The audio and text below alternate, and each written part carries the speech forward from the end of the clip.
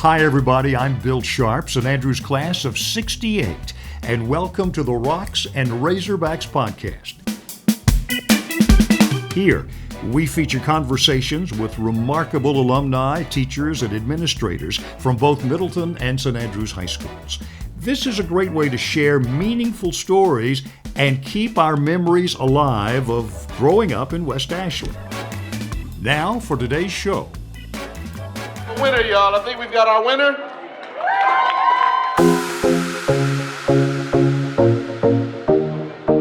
"2025 marks the 45th anniversary for the Middleton Class of 1980, and it's time to celebrate. 3 cheerleaders, yeah, 1980 cheerleaders. Woo-hoo! And Berta was always on top of the pyramid. She was the shortest. Whatever. An energetic reunion committee formed a year ago and met many times, planning 2 nights of fun for alumni, former teachers, and coaches. Neal Kinard, Mike Wiggins, and I were invited. Thank you very much. And we really enjoyed talking with so many old friends on and off camera. And I also enjoyed food.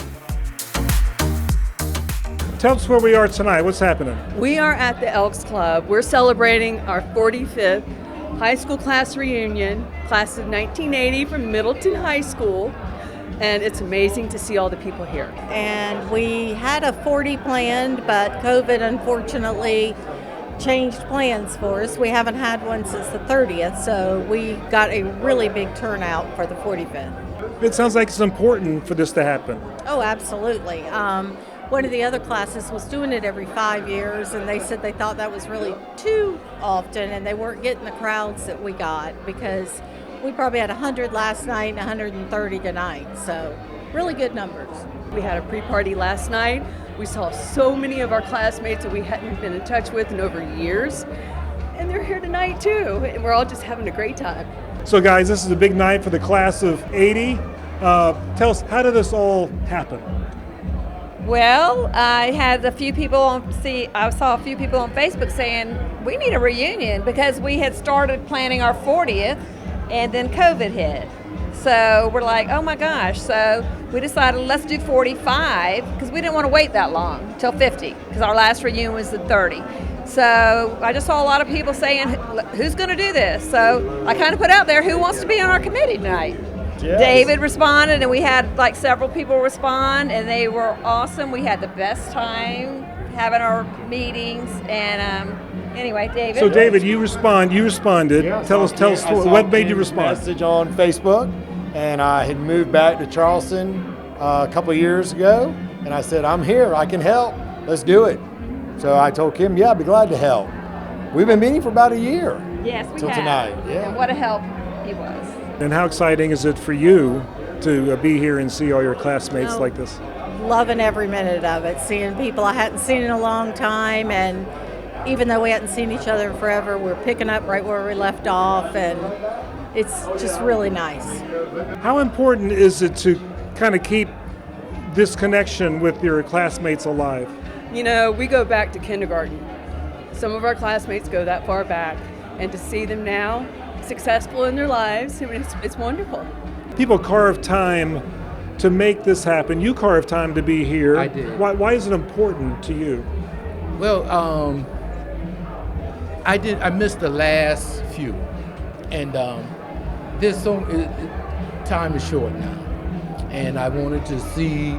I got to see Chip, and we went from elementary school all the way to high school, you know, and we have deep connections, you know, but we just don't get to see each other, you know, and it's a good thing you got Facebook and other ways to contact each other, but I had a good time. Why is it so important to keep this group together and keep our legacy alive? What's in the back of your mind on why is it so important? Well, we all loved our high school. We went to a fabulous high school, and we don't get to see everybody at this age. You know, people live away and so forth, and we all want to still stay connected. I mean, some of these people I haven't seen since high school, other ones I've seen in the last few years, but it's just so important to keep those friendships going. I mean, David and I didn't hang out in high school, No. but I feel like he's one of my best buddies. I was a nerd. No, you weren't. What made Middleton such a special place for you? Just very formative years in your life where you're really making a lot of great memories and developing into an adult where you go out into the world and do great things. Well, you can't complain about the school. It was small enough for everybody to know each other and big enough to have lots of opportunities to do things together. So with about 1,400 kids, give or take, everybody got along. And as an athlete, we set the tone for everybody to be able to do things together in a way that was very hospitable. I mean, it was a good atmosphere. The teachers were awesome. I mean, you couldn't ask for a better group of teachers. They cared about you. They put the atmosphere in place so that you could actually perform at your highest level. I mean, it was just a great place to be. Well, what's the best part for you tonight? What gets you like, oh yeah, I've been looking forward to this forever? My old high school friends that I haven't seen in 20, 30, 40 years, we're just loving it. It's like we didn't even graduate. We're still in high school.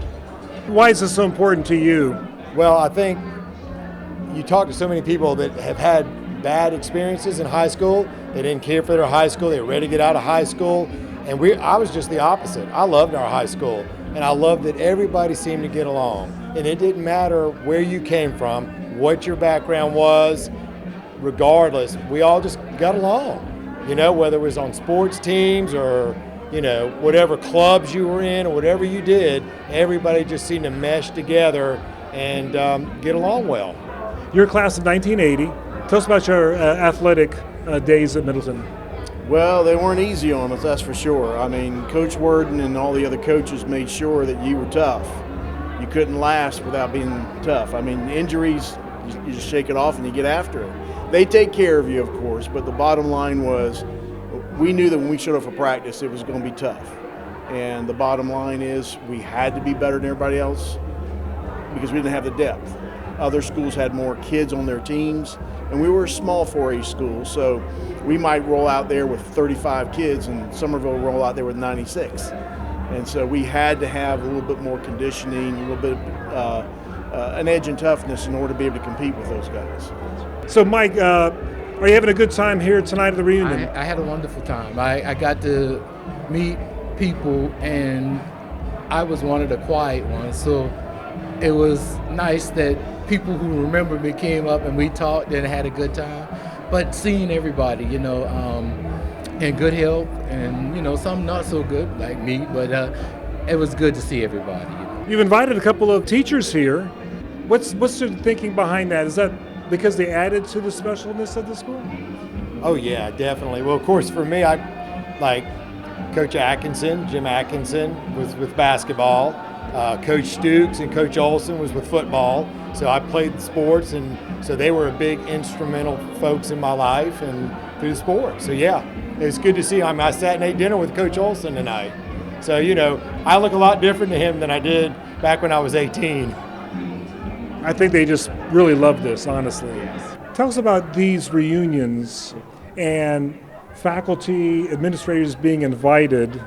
How do you guys feel about students insisting on seeing you guys and inviting you guys? We really appreciate when the classes invite us back to it because it's great to see where they were back then and now where they are now and how successful they have become. But the group of all these classes that we, in the early days, that we were really tight with and close with, and we were young at that age too, so we really enjoyed watching them come up through the ranks of the high school. And they were real successful, and it's always enjoyable to come back and see how great they've done. What's your favorite part of all of this? If you want to include planning to being right now or being interviewed by me, whatever, what's the most exciting thing for you? It's really been fun working with the committee because none of us were really close friends, but we bonded over this and continued to meet over the last 9 months, and I'm really going to miss them. So we're going to try to make it a more often meeting that we have, even if we don't have a reunion coming.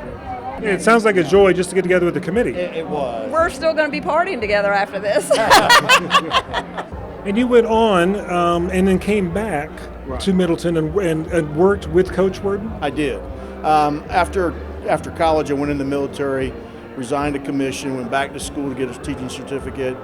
My first job in the teaching industry was at Middleton, where many of my teachers were still there.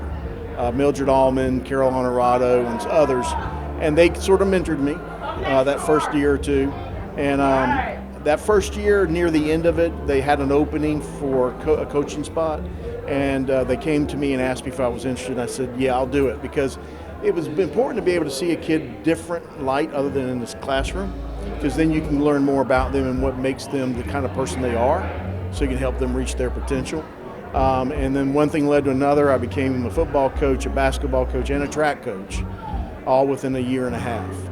And I stayed that way until we merged with St. Andrews to make West Ashley. But coaching for Coach Worden was really fun and stressful at the same time, because you're working for someone who used to coach you, and you know that the expectations are very high because you're already part of the system.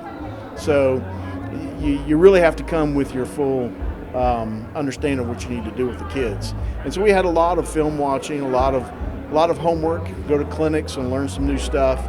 And then I started the weight training program, and we built it from there, and it was good. But when we merged, I mean, we wanted to have the same atmosphere, but when you're merging two schools, you just don't accomplish that right away. But I loved Middleton. I loved coaching with Coach Worden and the other coaches. I really learned a lot from them. Have you heard about other schools like this? It seems to me, of course it's my school, but being so passionate about trying to get together and inviting faculty and administrators? No, I think this school was kind of unique. Middleton was unique because the faculty really got involved really tight with the students, and they wanted to make sure the students got a really good high school experience.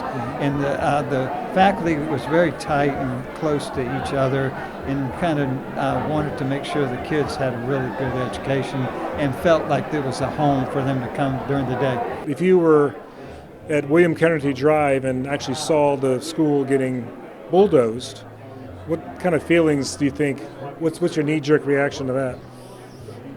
Very sad that you can't go back, very nostalgic, but I understand things need to change and move on, but at least we have the memories. Thanks for watching today's episode, and be on the lookout for additional episodes. If you'd like to be a guest or even a host in the Rocks and Razorbacks podcast, please let us know. We want the podcast to be the go-to place for cherished Middleton and St. Andrews memories. Don't forget, the Rocks and Razorbacks documentary geared for South Carolina ETV is in production, and we'd love your input and help with that as well. For now, go Rocks and, go Hogs. Well, you get it. Thanks.